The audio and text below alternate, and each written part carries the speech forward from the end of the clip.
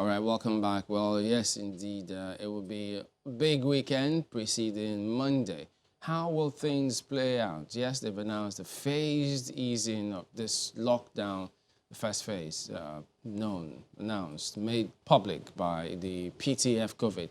Well, this morning we've got Mr. Denis, a former sitting director with the SSS, to look at how will some of these things play themselves out. Good to see you again this morning. Good morning. Well, the thing about this is, look, we just don't know. Well, many will tell you, look, from what we've seen play out in this country before, we have an idea of what may likely happen. Now, the government has announced its phased lockdown. Remember the SGF telling everyone, this is the time that you now have to take responsibility. Drumming it in everybody's ears. It's not just government now. The ball is in your hands, people, yes. Nigerians. What do you see happening? Well, I think it's just a little bit too late because which one is too late? These new, should I call it? The phased lockdown? The phased lockdown and the regulation and everything. Let me put it in perspective. You know, when this thing started, we wanted them to either start it. You know, when you want to go into lockdowns, you know, in security terms, there are different levels of lockdown. You go from level 1, 2, 3, and up to 4. 4, which is total lockdown. So what did we do? We went straight to total lockdown. How? Because that's what it was just 3 states: Lagos, exactly. Abuja. But remember, most State. of the people you are dealing with are in Lagos. Most people, and Ogun State and Lagos State, the population is almost, you know, very high. What's level 1? Level 1 is when you just guard your door. You know, you don't let people in. Everybody stay outside. That is close the borders and the airspace. Level 2 is in and out, but checked. You know, that means we check all those coming in, we check all those going out. Level 3 is partial lockdown. Partial lockdown is you really remain home while the security people do their job outside to check in and out. Level 4 is total lockdown. You don't go anywhere. But you see, what they should have done is to keep it at 3 and then open those windows whereby, because our society, just like Professor Soludo said, we have an existential threat that is turning out to be a security threat. Pardon me, but this levels and how your suggestions, is there any country that adopted it or is peculiar to Africa, or you think it should be tailored to Nigeria? Well, I think well, it's not a matter of tailoring it to Nigeria. New Zealand tried it, and of course they are back out right now. You know, there is no more lockdown there. They are out of it because, first of all, they allowed 75% of businesses to be running. But could we have, sorry to jump in again, can we actually compare our scenario, our system, with theirs? Because, I mean, in our own case, we know how it's even difficult for them to get a national register to relate with. Very difficult. That's why with different countries, you use different approaches or different strategies. In Nigeria's case, we would have looked at our own, you know, situation. And of course, like when this thing started, a lot of security people came on air to say it. I was one of them. That look, if we just lock this thing down without food for people, especially the low-income class people, then we're going to have problems. And that was what played out. Because, you see, you don't lock these people down. Some of them are daily income people. And then the government don't have the capacity to feed them. Unlike what happened in Wuhan. In Wuhan, they were taking food to every door. And we're giving them, you know, anybody come out and take your food. But here we can't do that. And because we can't do that, you cannot, by all rights, keep them in. And that's why you see all the people coming out. So what may likely happen, if I understand your point, is maybe I suggested we strike a balance, meaning we choose the lesser evil. What we're going to do is not even choosing the lesser evil. Our numbers are going very high. And then, of course, we have tried to, from next Monday, we are going to ease it. But when we ease it, we should not just ease it. Because that's another thing. Nigerians are already thinking that, oh, by Monday it's over. Yeah, but everybody will be on the roads next week. Of course, I know. And that is the problem. Because you see, why don't you put it at 3, level 3? Whereby you say, okay, now, 2 times a week, 2 days in a week, you can come out and go and buy things in designated markets and go back in. Is that enforceable? Well, if people are enlightenment, information is very, very important, because when you give it to police to go and enforce, either you lose some lives again, because they will start flogging people and say, you fall in line and all those kind of things. Tell people what is going on.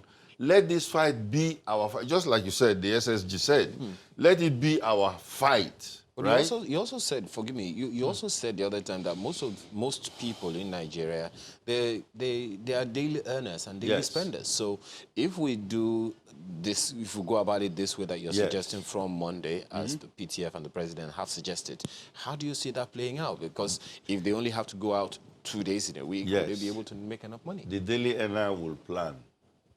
The daily earner will now plan.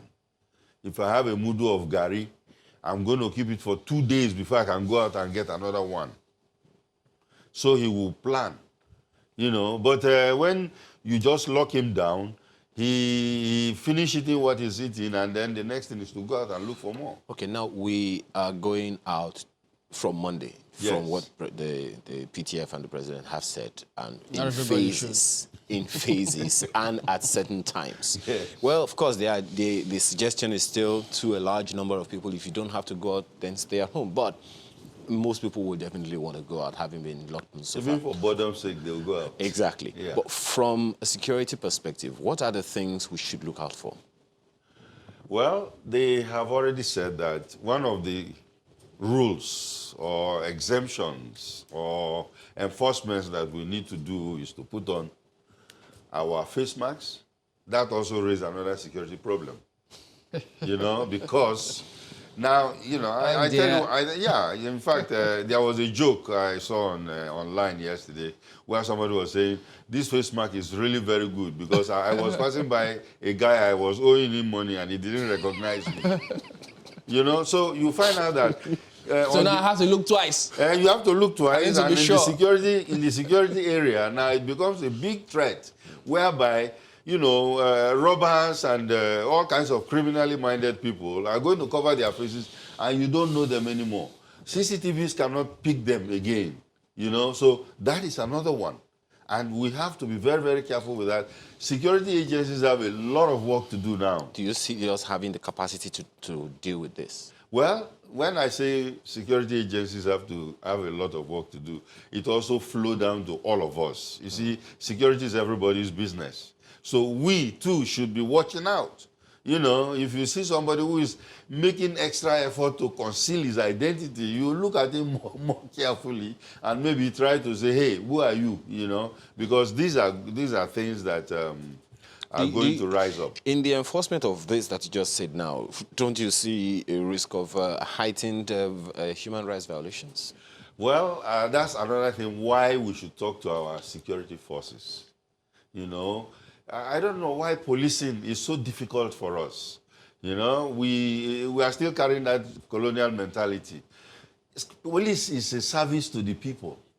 It's not just to harass people or flog people and stuff like that. I was very happy. There was a lady that they were flogging. The other policemen were flogging her. Those guys were, identified and dismissed because it's not necessary. You have a woman in the house or a mother or a sister or a wife, and then you are flogging somebody just like that. Because of what? Because the person is out in this thing.